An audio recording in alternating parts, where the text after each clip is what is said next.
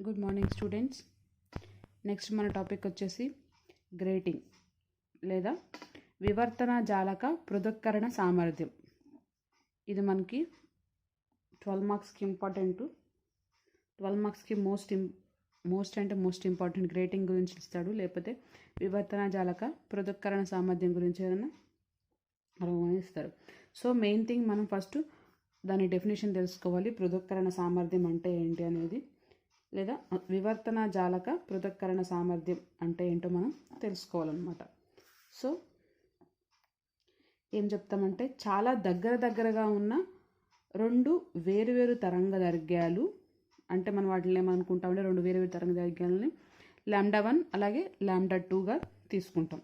సంబంధించి వివర్తన గరిష్టాలను విడివిడిగా ఏర్పరచగలిగిన సామర్థ్యాన్నే మనం వివర్తన జాలక పృథక్కరణ సామర్థ్యంగా చెప్తామన్నమాట. ఏమంటామంటే, చాలా దగ్గరగా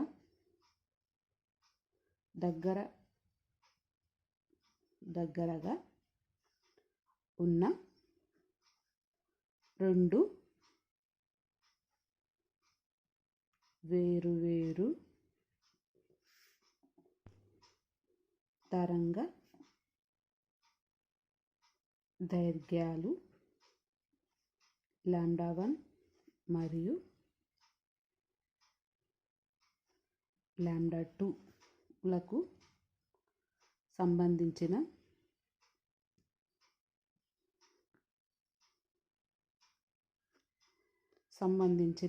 వివర్తన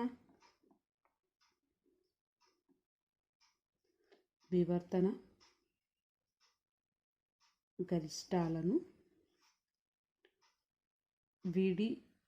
విడిగా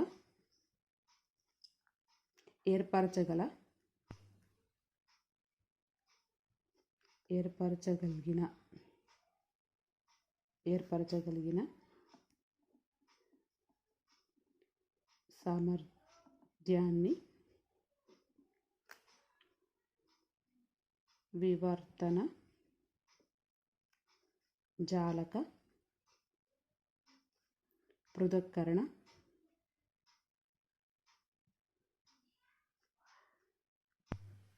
సామర్థ్యం అంటారు.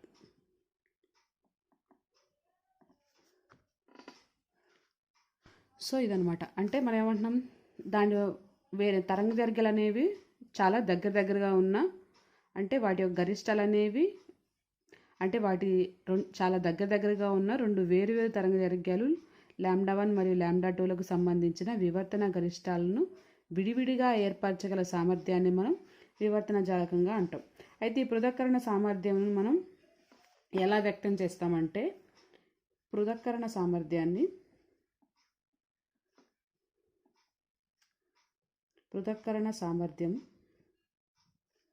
సామర్థ్యము ఈజ్ ఈక్వల్ టు λ/dλగా మనం తీసుకుంటాం అన్నమాట.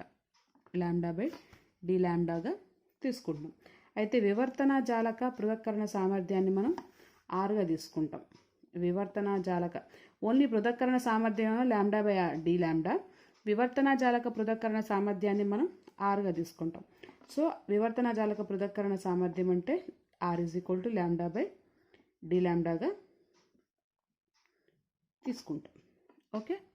అయితే ఇప్పుడు మనం ఏం చేస్తున్నామంటే, λ1 మరియు λ2లను మనం సగటు విలువలుగా లాండాగాను, అంటే λ1, λ2ల యొక్క సగటు విలువను మనం లాండాగాను, అలాగే λ2 మరియు λ1, λ2ల మధ్య వ్యత్యాసాన్ని dλగాను, రెండింటి మధ్య ఉండే వ్యత్యాసాన్ని మనం dλగా తీసుకుంటే, అంటే దీన్ని ఎలా రాస్తాము, λ is equal to λ1 plus λ2/2.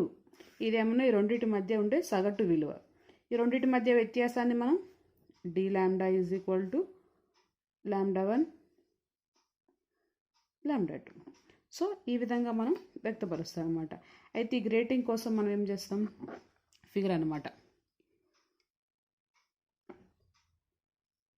So first దీనికోసం ఏం చేస్తాం, మనం XY అనే ఒక కాంతి తరంగాగ్రాన్ని తరంగదైర్ఘ్యాన్ని తీసుకుంటాం. సో XY అనే ఒక కాంతి తరంగం, అది XY. సో ఇవి కాంతి తరంగాలు అనుకుంటే మనం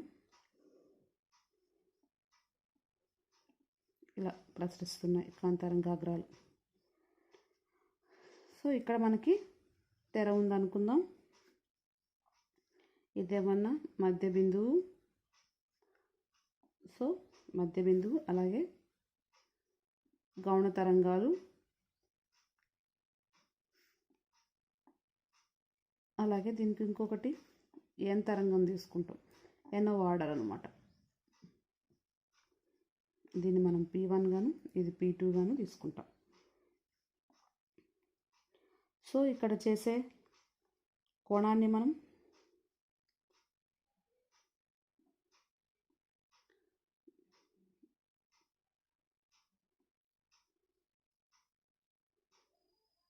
ఈ విధంగా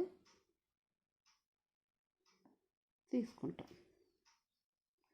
ఓకే, ఇది M. N అనేది ఏమన్నా స్క్రీన్ మనకి, ఇదేమన్నా మనకి nth ఆర్డర్. దీని యొక్క తరంగదైర్ఘ్యం మనం లాంబ్డా గాను, దీని తరంగదైర్ఘ్యాన్ని లాంబ్డా ప్లస్ డి లాంబ్డా గాను తీసుకుంటాం. అయితే ఇక్కడ చేసే కోణాన్ని మనం θn గాను, అలాగే ఇక్కడ చేసే కోణాన్ని మనం d θ గాను తీసుకుంటాం. సో ఇది P, సెంట్రల్ దాన్ని P అన్నమాట. ఓకే, అయితే మనం చూపినట్టుగానే ఇప్పుడు మనం పటంలో మనం ఏమనుకున్నాం, XY అనేది జాలక తలం, అది M N అనేది ఏమన్నా స్క్రీన్ అంటే మనకి తెర అని అర్థం అనమాట. వివర్తన జాలకంలో జనించడంలో వర్ణపటంలో కోటి వర్ణపటాలు అనమాట. సో కోటి వర్ణపటాలు ఉంటాయన్నమాట మనకి. సో కోటి వర్ణపటాల్లో మనకి వర్ణపటంలో మనం λ1 ఏమన్నా లాంబ్డా గాను, అంటే λ1 యొక్క తరంగదైర్ఘ్యాన్ని లాంబ్డా విలువకు దాని తరంగదైర్ఘ్యం అనేది θn వివర్తన కోణంతో ఏర్పడి ప్రధాన గరిష్టం అనేది P1. అదేవిధంగా λ2 = లాంబ్డా ప్లస్ డి లాంబ్డా అనేది తరంగదైర్ఘ్యానికి సంబంధించి దాని యొక్క కోణం మనం θn ప్లస్ డి థీటాగా, ఇది మనకి ఎన్నవ కోణంగా అంటే ఎన్నవ కోటి వర్ణపటంగా ప్రధాన గరిష్టం మనం P2గా తీసుకుంటాం అన్నమాట. అయితే ఈ రేలే నిబంధన ఉంటుంది మనకి. సో రేలే నిబంధన అనుసరించి ఈ P1 P2 రేఖలకు రెండు పృథక్కరణం చెందాలి అంటే P1 యొక్క మొదటి గరిష్టం అనేది, అంటే P1 మీద ఉండే మొదటి గరిష్టం మీద P2 కేంద్ర గరిష్టం ఉండాలన్నమాట మనకి. P1 మీద మొదటి గరిష్టం, P1 యొక్క మొదటి గరిష్టం మీద P2 యొక్క కేంద్ర గరిష్టం అనేది ఉండాలి. సో దీనికోసం ఏం చేస్తామంటే ఎన్నవ గరిష్టాన్ని తీసుకుంటాం మనం, అంటే ఎన్నవ కోటిలో ప్రధాన గరిష్టం. సో ప్రధాన గరిష్టాన్ని తీసుకుంటాం. సో ప్రధాన గరిష్టం ఏంటి మనకి ఎన్నో దానికి వచ్చింది E+D sin θ = n లాంబ్డా ఉంటుంది. ఇక్కడ θ అంటే మనకి ఎన్నో కాబట్టి P కాబట్టి θn = n లాంబ్డా. దీన్ని మనం ఫస్ట్ ఈక్వేషన్గా తీసుకుందాం. అయితే ఇప్పుడు ఎన్నవ కోటిలో ప్రధాన గరిష్టం అన్నాం కాబట్టి ఇది. ఇప్పుడు ఎన్నవ కోటిలో ప్రధాన గరిష్టం, ఇప్పుడు లాంబ్డా ప్లేస్లో మనం లాంబ్డా ప్లస్ డి లాంబ్డాని ప్రతిక్షేపిస్తాం, అలాగే θ ప్లేస్తో θ ప్లస్ డి థీటాని ప్రతిక్షేపిస్తాం అనమాట. అంటే ఎలా వస్తుంది, E+D sin θn plus d θ = n into lambda plus D lambda. దీన్ని సెకండ్ ఈక్వేషన్గా అనుకున్నాం. అయితే ఇది మనకి ఎన్నవ కోటిలో లాంబ్డా ప్లస్ డి లాంబ్డా తరంగదైర్ఘ్యానికి ప్రధాన గరిష్టం. దీనికి ఇదేమో లాంబ్డా ప్రధాన గరిష్టం అనమాట. అయితే లాంబ్డా తరంగదైర్ఘ్యానికి మనకు ప్రధాన గరిష్టం వచ్చింది కదా, అంటే మనకి ఇదేంటిది కనిష్టం కాదు గరిష్టం అనమాట. సో గరిష్టం కాబట్టి మనం కనిష్ట నియమాన్ని కూడా తీసుకోవాలి. సో లాంబ్డా తరంగ దైర్ఘ్యంకి కనిష్ట నియమం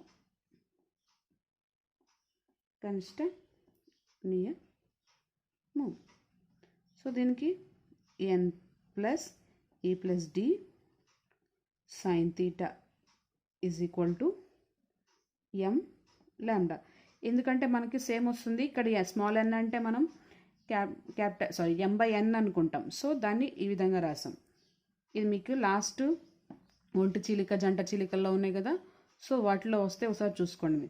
సో దాన్ని మనం 3గా అనుకుందాం అనమాట. ఓకే, అయితే ఇప్పుడు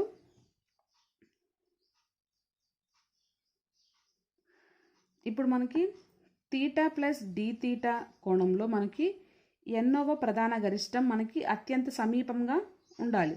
అంటే మొదటి దీనికి సమీపంగా ఉండాలి కాబట్టి P1 దగ్గర మనకి మొదటి కనిష్టం అనేది రావాలి. అంటే అప్పుడు ఏం చేయాలంటే ఈ సమీకరణం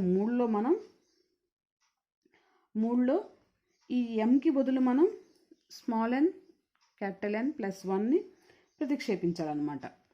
అంటే ఏ విధంగా అంటే ఇక్కడ మనం రాస్తాం తీటా ఎన్ ప్లస్ డి తీటా దిశలో మొదటి కనిష్టం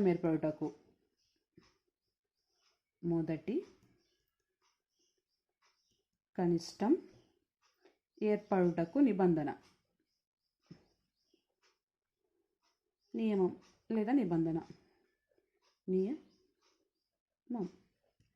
ఏంటిది మనకంటే n ఇంటూ ఈ plus D into sine theta plus theta N D theta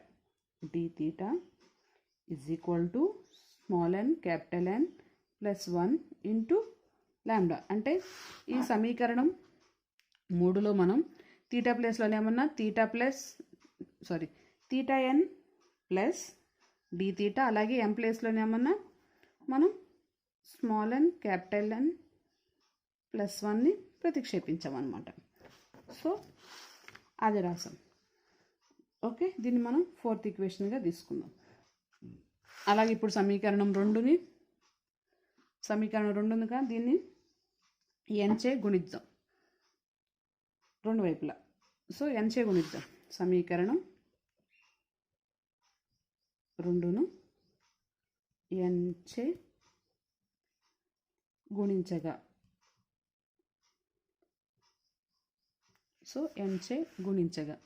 గుణించామనుకున్నప్పుడు ఏమొస్తుంది n ఇంటూ ఈ plus D sine theta N plus D theta is equal to capital N small n into lambda plus D lambda.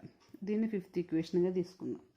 ఈ రెండు సమీకరణాలను మనం equal చేద్దాం. సమీకరణం 4, 5. So సమీకరణం 4 and 5 so equal చేసామనుకప్పుడు ఏమొస్తుంది మనకి ఇవి రెండు అనేది మనకి క్యాన్సిల్ అవుతాయి. అంటే n ఇంటూ ఈ ప్లస్ డి సైన్ తీటా ఎన్ plus D theta, n into ఈ ప్లస్ డి సైన్ తీటా ఎన్ ప్లస్ డి తీటా అనేవి రెండు క్యాన్సిల్. ఓకే, క్యాన్సిల్ అయితే మనకి ఇవి రెండు మాత్రమే మిగులుతాయి. సో ఏంటి అంటే n into small n into capital N plus 1 into lambda is equal to capital N small n plus D lambda into d lambda. So లోపలికి మల్టిప్లై చేద్దాం. Lambda plus lambda capital N small n lambda plus capital N small n d lambda. So both సైడ్న cancel. So మిగిలింది ఏంటి మనకి lambda is equal to capital N small n d lambda. Okay, so lambda by d lambda is equal to small n capital N.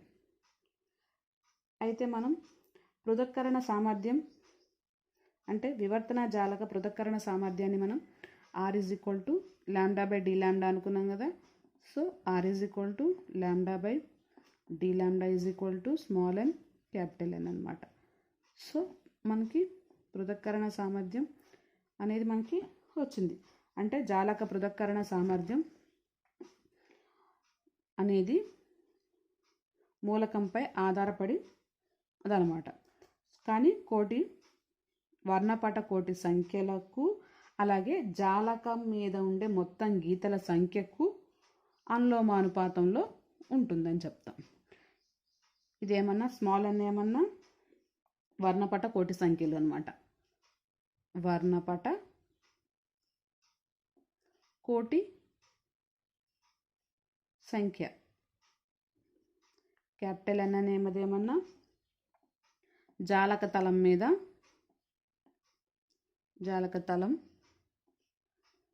మీద మొత్తం గీతలు సంఖ్య, మొత్తం గీతల సంఖ్య. అంటే ఈ జాలక పృథక్కరణ సామర్థ్యం వివర్తన జాలక మూలకంపై ఆధారపడదనమాట. సో పడుకోకుండా ఇది కానీ వర్ణపట కోటి సంఖ్యలకు అలాగే జాలకం తలం మీద ఉండే మొత్తం గీతల సంఖ్యకు అనులోమానుపాతంలో ఉంటుంది. సో ఇది వివర్తన జాలకం యొక్క పృథక్కరణ సామర్థ్యం. మనకి ఇది 12 మార్క్స్కి మోస్ట్ ఇంపార్టెంట్, అది గుర్తుపెట్టుకోండి. దీని నోట్స్ ఆల్రెడీ మీకు ఇచ్చాను నేను, సో చూసి రాయండి. Thank you.